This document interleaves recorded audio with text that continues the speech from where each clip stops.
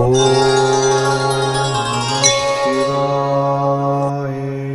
வணக்கம் நேயர்களே, ஸ்ரீ குபேரன் டிவி நேயர்களுக்கு லக்ஷ்மி நாராயண அன்பு வணக்கங்கள். இப்போ நம்ம பார்க்க போகிறது வார ராசி பலன் 12ஆம் தேதியிலேருந்து 18ஆம் தேதி வரை இப்படி இருக்க போதான்னு பார்க்க போகிறோம். ஸோ எப்போதுமே சொல்கிறதாங்க, லக்னத்துக்கு பாருங்கள். ராசிக்கு பார்ப்பதை விட லக்னத்துக்கு பார்க்க ரொம்ப பர்ஃபெக்டாக இருக்கும். உதாரணமாக ஒரு மகர லக்னம் விருச்சிக ராசினா நீங்கள் விருச்சிக ராசிக்கான பலன்களை பார்க்குறது மகர ராசிக்கான பலன்களை பார்க்க ரொம்ப பர்ஃபெக்டாக இருக்கும். முதல்ல வர்றது பொது பலன்கள், அதுக்கப்புறம் தசா புக்தி பலன்கள். உங்கள் ஜனனகால ஜாதகத்தில் என்ன தசா புக்தி அந்தரங்கள் வருதோ அதை நோட் பண்ணி வச்சு அதை மிங்கிள் பண்ணி பாருங்கள், ரொம்ப பர்ஃபெக்டாக இருக்கும். வீடியோட எண்டில் டிப் ஆஃப் த வீக் இருக்குது, மறக்காமல் பாருங்கள். கும்பராசி. ஸோ கும்பராசிக்கு வந்து பார்த்திங்கன்னா உங்களது ராசியாதிபதி சனி 2ல் இருக்கும்போது கொஞ்சம் பார்த்து பேசணும். குடும்பத்தில் உள்ளவர்கள் சோம்பேறியெல்லாம் இருக்கிறாங்களே அப்படிங்கிற ஒரு ஃபீலிங் சில பேருக்கு ஏற்படுத்தலாம். அதுக்கப்புறம் உங்களுடைய 2ஆம் அதிபதியான குரு வந்து பார்த்திங்கன்னா உங்களுக்கு வந்து 5ல் இருக்கும்போது குழந்தைகளோட விஷயங்கள் அற்புதமான பலன்களை கொடுக்கறதுக்கான வாய்ப்பு, குழந்தைகளோட சுப நிகழ்ச்சி சம்மந்தமான விஷயங்கள் அற்புதமாக இருக்கும். பட் ஆனால் அக்கறமாக இருந்தால் ஸ்லோவாக நடக்கிற மாதிரி ஃபீலிங் கண்டிப்பாக கொடுக்கும். ஸோ அதுக்கப்புறம் பார்க்கும்போது 3 மற்றும் 10ஆம் அதிபதியான செவ்வாய் அவர் வந்து 11ல் இருக்கும்போது உங்களுக்கு முயற்சியில் ஒரு பெரிய வெற்றி, தொழில் ரீதியான விஷயங்களும் ஒரு பெரிய லாபங்கள் வர்றதுக்கான வாய்ப்புலாம் ரொம்ப நல்லாயிருக்கு. ஸோ 4, 9ஆம் அதிபதியான சுக்கிரன், 4, 9ஆம் சுக்கிரன் வந்து பார்த்திங்கன்னா 11ல் இருக்கும்போது பெரிய லாபங்களையும் பெரிய ஒரு வளர்ச்சியும் கொடுக்கறதுக்கான வாய்ப்புலாம் ரொம்ப நல்லாயிருக்கு. ஸோ அதுக்கப்புறம் உங்களுக்கு 5, 8ஆம் அதிபதியான புதன் வந்து இப்போ 11ல் இருக்கும்போது நடக்காதுங்கிற விஷயம் திடீர்னு நடக்கிறது, சுப நிகழ்ச்சிகள் வந்து சடனாக நடக்கிறதுக்கான வாய்ப்பு ரொம்ப நல்லாயிருக்கு. குழந்தை இல்லாதவர்களுக்கு குழந்தை பேர் கிடைக்கிறதுக்கான வாய்ப்புகளையும் ரொம்ப அற்புதமாக கொடுக்குதுங்க.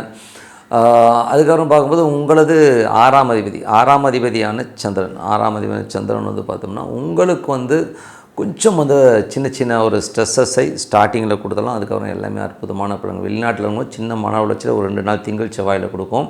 அதுக்கப்புறம் எல்லாமே சரியாயிடுங்க. அதுக்கப்புறம் வந்து பார்த்திங்கன்னா உங்களது 7ஆம் அதிபதி. ஸோ 7ஆம் அதிபதியான சூரியன், 7ஆம் அதிபதி சூரியன் வந்து பார்த்திங்கன்னா உங்களுக்கு எல்லாமே வெற்றி, பெரிய வெற்றிகள் கொடுக்கும். நல்ல ஒரு அங்கீகாரம், மேலதிகாரில் வந்து ஒரு நல்ல அங்கீகாரம் கிடைச்சி ஒரு சில பேர் ப்ரொமோஷன்ஸ் கிடைக்கிறதுக்கான வாய்ப்புகளுமே ரொம்ப நல்லாயிருக்கு. சுப நிகழ்ச்சிகள் கைகூடி வர்றதுக்கான வாய்ப்புகளையும் கண்டிப்பாக கொடுக்குதுங்க. உங்களுக்கு 8ஆம் அதிபதி 11 விபரீத ராஜயோகமாக நடக்காதுங்கிற ஒரு விஷயம் திடீர்னு நடந்து உங்களை சந்தோஷப்படுத்துறதுக்கான வாய்ப்புகளை கண்டிப்பாக கொடுக்கும். அதுக்கப்புறம் பார்க்கும்போது உங்களுடைய 11ஆம் அதிபதி, ஸோ 11ஆம் அதிபதி குரு வந்து பார்த்திங்கன்னா 5ல் இருக்கும்போது குழந்தைகளோட சுப நிகழ்ச்சிகள் சம்மந்தமான விஷயங்கள் திடீர்னு முடிஞ்சு உங்களுக்கு இன்ப அதிர்ச்சி கொடுக்கறதுக்கான வாய்ப்புகளையும் கண்டிப்பாக கொடுக்குதுங்க. ஸோ இதுவரை பார்த்த பொது பலன்களை இப்போ பார்க்கும்போது தசாபுக்தி பலன்கள். கும்ப லக்னமாக இருந்து சூரியன் தசாபதினா சூரியன் 7ஆம் அதிபதி 11ல் இருக்கும்போது திருமணம் ஆகாதவர்கள் திருமணம் கைகூடி வருவதற்கான வாய்ப்பு, சுப நிகழ்ச்சி நடத்துவதற்கான வாய்ப்புலாம் ரொம்ப நல்லாயிருக்கு. கும்ப லக்னமாக இருந்து சந்திரன் தசாபதி, சந்திரன் வந்து பார்த்திங்கன்னா உங்களுக்கு வந்து 9ல் அதுவும் கொஞ்சம் பாதஸ்தானம் ஒரு 2 நாட்கள் சின்ன பாதிப்புகளை கொடுத்துரும். அதுக்கப்புறம் தொழில் ரீதியான விஷயங்கள் ஒரு பெரிய வளர்ச்சியும் நல்ல ஒரு ஏற்றங்களையும் கொடுக்கறதுக்கான வாய்ப்புலாம் ரொம்ப நல்லாயிருக்கு. தொழிலில் நீங்கள் கடன் கேட்டீங்கன்னா கிடைக்கிறதுக்கான வாய்ப்புகளும் ரொம்ப அற்புதமாக இருக்குங்க. கும்பலகனமாக வந்து செவ்வாய் தசாபதினா செவ்வாய் வந்து பார்த்திங்கன்னா உங்களுக்கு வந்து 3, 10ஆம் அதிபதி 11ல் இருக்கும்போது உங்களுக்கு முயற்சிகள் ஒரு பெரிய வெற்றிகளை கொடுக்கறதுக்கான வாய்ப்பு, அதே மாதிரி தொழில் ரீதியான விஷயங்கள் அடுத்த கட்டத்துக்கு முன்னேறதுக்கான வாய்ப்பு ரொம்ப அற்புதமாக இருக்குது. கும்பலகனமாக இருந்து ராகு ராகு வந்து ராசியிலே இருக்கும்போது கொஞ்சம் பெருசாக ஃபீல் பண்ணுவீங்க, அப்படி இருக்கணும் இப்படி இருக்கணும், ரொம்ப பிரம்மாண்டமாக இருப்பீங்க. பட் என்னதான் இருந்தாலும் நம்ம கொஞ்சம் காமாக இருக்கிறது தான் வந்து ரொம்ப ரொம்ப நல்லது. கும்ப லக்னமாக இருந்து குரு தசாபத்தினும் குரு 2, 11ஆம் அதிபதியான குரு வந்து 5ல் வக்கரமாக இருக்கும்போது சுப நிகழ்ச்சிகள் நடக்கிறதுக்கான வாய்ப்புலாம் ரொம்ப அற்புதமாக இருக்குது. அதே நேரத்தில் வக்கரமாக இருக்கும்போது கொஞ்சம் ஸ்லோவாக நடக்கிற மாதிரி ஃபீலிங் கண்டிப்பாக ஏற்படுத்தும்.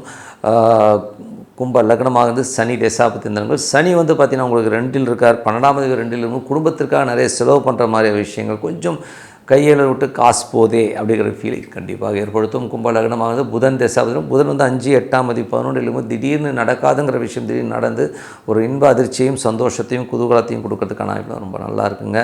கும்ப லக்னமாக வந்து கேது தசாபதி, கேது வந்து 7ல் இருக்க, கேது சுக்கிரனுடைய சாரத்தில் இருக்கும்போது அற்புதமான விஷயம், நிலபுலன்கள், சந்தோஷங்கள், குதூகலமான விஷயங்கள் எல்லாமே அற்புதமாக நடக்குங்க. அது மட்டும் இல்லாமல் தந்தை சார்ந்த விஷயங்கள் வெளிநாட்டில் இருக்கிறவங்க பார்த்திங்கன்னா ஒரு பெரிய லாபங்களை கொடுக்கறதுக்கான வாய்ப்பு ரொம்ப நல்லாயிருக்கு. கும்பலகனமாக வந்து சுக்கிர தசாபுத்தி அந்தரங்கள், சுக்கிரன் பார்த்தா 4, 9ஆம் அதிபதி 11ல் இருக்கும்போது ரொம்ப அற்புதமான பலன்களை கண்டிப்பாக கொடுத்துருங்க. ஸோ மற்றபடி என்னங்க, என்னை பொறுத்த ஒரு நல்ல ஒரு பிரார்த்தனை கண்டிப்பாக நம்ம அடுத்த லெவல் போகிறதுக்கான இப்போ ரொம்ப சிறப்பாக இருக்குது. இப்போ பார்க்கும்போது tip of the week. So tip of the வீக்கில் வந்து இப்போ நம்ம பார்க்க போகிறது பார்த்திங்கன்னா நமது ஜாதகத்தில் குழந்தைகள். ஸோ எல்லாமே நம்ம வந்து வாழ்கிறதே பார்த்திங்கன்னா குழந்தைகளை டிபெண்ட் பண்ணி தான் வாழ்கிறோம். நம்ம இந்த குழந்தை பார்த்துக்குமா, இந்த குழந்தை பார்த்துக்காதாங்கிற கேள்விகள் நிறைய வந்து நம்மக்கிட்ட இருக்கும். ஏன்னா ஒரு 3 குழந்தை இருக்குன்னா எந்த குழந்தை நம்மளை பார்த்துக்கும், இல்லை 2 குழந்தை இருக்குன்னா எந்த குழந்தை நம்மளை பார்த்துக்கும், இல்லை இருக்கிற ஒரு குழந்தையாச்சும் நம்மளை பார்த்துக்குமா அப்படிங்கிற டவுட்ஸ் வந்து எல்லாருக்குமே இருக்கும். ஸோ அதுக்கு வந்து ஜாதக ரீதியாக இப்போ என்ன எப்படி இருக்கும் அப்படிங்கிறத பற்றி பேச போகிறோம். ஒரு ஜாதகத்தில் 5ஆம் அதிபதி, ஸோ 5ஆம் அதிபதி வந்து எப்படி இருக்கார், ஸோ அவருடைய சூழ்நிலையை வச்சு தான் வந்து அந்த குழந்தைங்கிற ஒரு விஷயத்தை வந்து நம்ம எடுக்க முடியும். ஸோ 5ஆம் இடம்ங்கிறது முதல் குழந்தையாகும், 7ஆம் அதிபதிங்கிறது வந்து 2ஆம் குழந்தையாகும், 9ஆம் அதிபதிங்கிறது 3ஆம் குழந்தையாகவும் வச்சு தான் பார்ப்போம். ஸோ உதாரணத்துக்கு வந்து 5ஆம் அதிபதி வந்து ஒரு சுக்கிரன் 3ஆம் இடம் சொல்லுவோம். ஸோ 3ஆம் இடத்துல இருக்குன்னா அப்போ வந்து 4க்கு 3ஆக இருக்கும்போது இந்த குழந்தை பிறக்கும்பொழுது தாயார் வந்து கொஞ்சம் நிறைய கஷ்டங்களையும் தாயாரை விட்டு பிரிஞ்சு இந்த குழந்தைகள் இருக்கிறதுக்கான வாய்ப்புகளை கொடுத்துருவாங்க. அதுக்கு அந்த குழந்தைக்கும் அதுக்கும் வந்து நிறைய டிஃப்ரென்ஸ் ஆஃப் ஒப்பீனியன் வரும், நிறைய சிக்கல்கள் இருக்கும். அதே மாதிரி விருச்சிக ராசியில் வந்து ஒரு குழந்தை பிறக்குதுன்னு வச்சுப்போமே, ஏன்னா அந்த விருச்சிகம்ங்கிறது வந்து ஒரு தேல். ஸோ தேல் வந்து என்ன ஆகும்னா உங்களுக்கு வந்து அது குட்டி போடும்போது வயிறு வெடித்து தான் வந்து அந்த குட்டியே போடும்.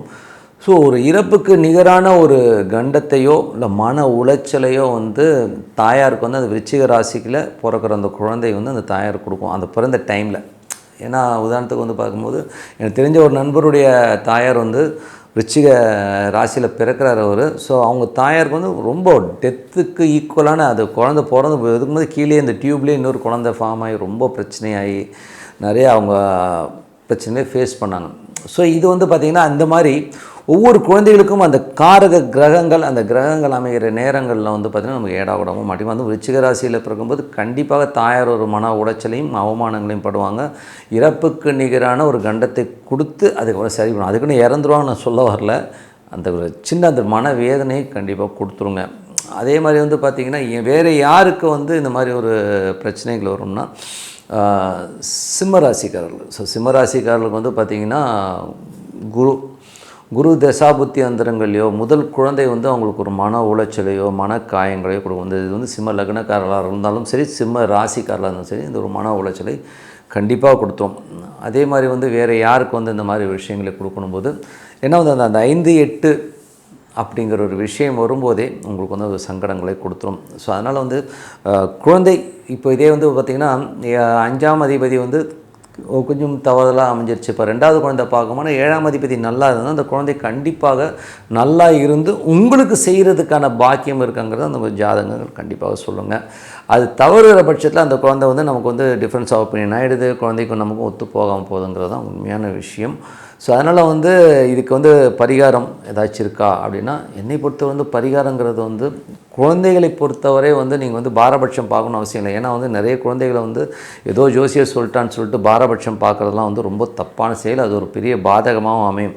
அதனால் நீங்கள் என்ன பண்ணலான்னா உங்கள் குழந்தைங்க நல்லா இருக்கணும் அப்படின்னு நினச்சிங்கன்னா உங்கள் குழந்தைகளுக்கும் உங்களுக்கும் ஒரு டிஃப்ரென்ஸ் ஆஃப் ஒப்பீனியன் இல்லாமல் நீங்கள் வந்து நல்ல இதாக இருக்கணும்.